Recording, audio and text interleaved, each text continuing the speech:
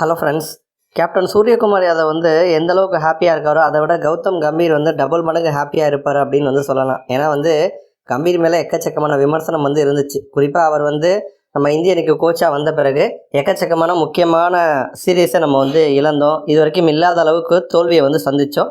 இப்போ கம்பீருடைய எரா அப்படிங்கிறது அவருடைய ஒரு கோச்சு அந்த ஒரு கீழே பார்த்தோன்னா பேக் டு பேக் பெரிய ட்ராஃபி நம்ம ஜெயிச்சிட்ருக்கோம். அப்போ அந்த வகையில் கம்பீருடைய கிரிக்கெட் கேரியர்னு பார்த்தோன்னா 2007 இந்தியா T20 வேர்ல்டு கப்பை ஜெயிச்சப்போ அதில் கம்பீர் டீமில் இருந்தார். அப்போ தோனி கேப்டனாக இருந்தாலுமே கம்பீர் அவருடைய கான்ட்ரிபியூஷன் கொடுத்தாரு. அதேமாதிரி 2011 51 வேர்ல்டு கப்லையும் கம்பீர் இருந்தார். IPL ட்ராஃபி அப்படின்னு பார்த்தோன்னா கம்பீர் 2012 2014 அதில் ட்ராஃபி ஜெயிச்சிருப்பாங்க கம்பீர் தலைமையில். அடுத்து 2024 கம்பீர் தலைமைக்கு கீழே திரும்ப கல்கட்டா ஜெயிச்சிருப்பாங்க. அதுக்கப்புறம் 2025 சாம்பியன்ஸ் ட்ராஃபி நம்ம ஜெயித்தோம். இப்போ 2026 T20 வேர்ல்டு கப்பை ஜெயிச்சிருக்கோம். இப்போ இதெல்லாம் முடிஞ்ச பிறகு ஜெயிச்ச கையோடு பார்த்தீங்கன்னா கம்பீர் ஜெய்ஷா கூட சேர்ந்து ஆஞ்சநேயர் கோவிலுக்கு போயிட்டு ஒரு பிரார்த்தனை பண்ணியிருப்பாங்க. ஏன்னா இது கிரிக்கெட் அப்படிங்கிறது ஒரு எமோஷன். என்ன தான் நம்மளுடைய பெஸ்ட்டை நம்ம கொடுத்தாலுமே கூட லக்கோ இல்லை கடவுள் நம்பிக்கையோ ஏதோ ஒரு விஷயம் கை கொடுத்தா மட்டும்தான் நம்மளால் ஜெயிக்க முடியும். இப்போ இந்த டோர்னமெண்ட்டில் இந்தியா பயங்கரமான ஒரு டீம் தான்.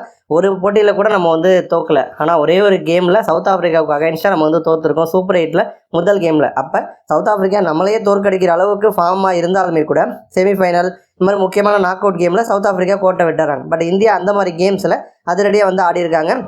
குறிப்பாக நம்மளுடைய ஓப்பனர்ஸ் அந்த டாப் ஆர்டர் பேட்டர்ஸ் ஃபார்முக்கு வந்துட்டாங்க. அதுதான் முக்கியமான காரணம். சஞ்சு சாம்சன், அபிஷேக் சர்மா, இசான் கிசான் இவங்க எல்லாருமே ஃபார்முக்கு வந்துட்டாங்க. அதுதான் இந்திய அணி வெற்றிக்கு மிகப்பெரிய ஒரு காரணம். அதே மாதிரி சஞ்சு சாம்சன் சூப்பரான ஒரு ரிப்ளை ஒன்று கொடுத்துருக்காரு. அதாவது நம்ம வாஷிங்டன் சுந்தர், சஞ்சுவுக்கு தமிழ் தெரியும், வாஷியும் தமிழ் தெரியும். அப்போ வாஷிங்டன் சுந்தர் எப்படி நாக் அவுட் கேம் அப்படின்னாலே 80-90 தானா அப்படிங்கிற மாதிரி பஸ்ஸில் போகிறப்ப கேட்டிருப்பாரு. அதற்கு சஞ்சு சாம்சன் சூப்பர் ஸ்டார் ரஜினிகாந்த் அவர்களுடைய அந்த ஒரு டைலாக்கை சொல்லியிருப்பார். என் வழி தனி வழி அப்படிங்கிற மாதிரி சொல்லியிருப்பாரு. 80-90 தானா நம்ம வழி தனி வழி. சஞ்சு சாம்சன் மிகப்பெரிய ஒரு ரஜினி ஃபேனு. அப்போ அந்த வகையில் பார்த்தோன்னா சஞ்சு அந்த டைலாக்கையும் சொல்லியிருக்காரு. நீண்ட நாளைக்கு பிறகு ஃபார்முக்கு வந்திருக்காரு. அது ரசிகர்களுக்கு பெரிய ஒரு ட்ரீட்டாக அமைஞ்சிருக்கு. இன்னொரு புறம் ஹர்திக் பாண்டியா எப்போதுமே அட்டென்ஷன் கிரியேட் பண்ணிக்கிட்டே வந்திருப்பார். அந்த வகையில் இப்போ அவர் பண்ணுறதெல்லாம் கொஞ்சம் ஓவராக தான் போகிறாரோ அப்படிங்கிற மாதிரி தான் கொஞ்சம் முகம் சொல்லிக்கிற மாதிரி வந்திருக்கு. இப்போ ஜென்ரலாக கிரிக்கெட்டில் எல்லாரும் தான் ஒய்ஃபை கூட்டிகிட்டு வருவாங்க, கேர்ள் ஃப்ரெண்டை கூட்டிகிட்டு வருவாங்க. இப்போ உதாரணத்துக்கு சொல்லணுன்னா இப்போ ரோஹித் தோனி மாதிரி அவங்கள கூட விட்டலாம், வயசாகிடுச்சு. இப்போ கரண்ட்டாக இருக்கிறதுன்னு பார்த்தோன்னா சூரியகுமார் யாதவ் இருக்கார், சஞ்சு சாம்சன் இருக்கார், சிவம் தூபே இருக்கார்.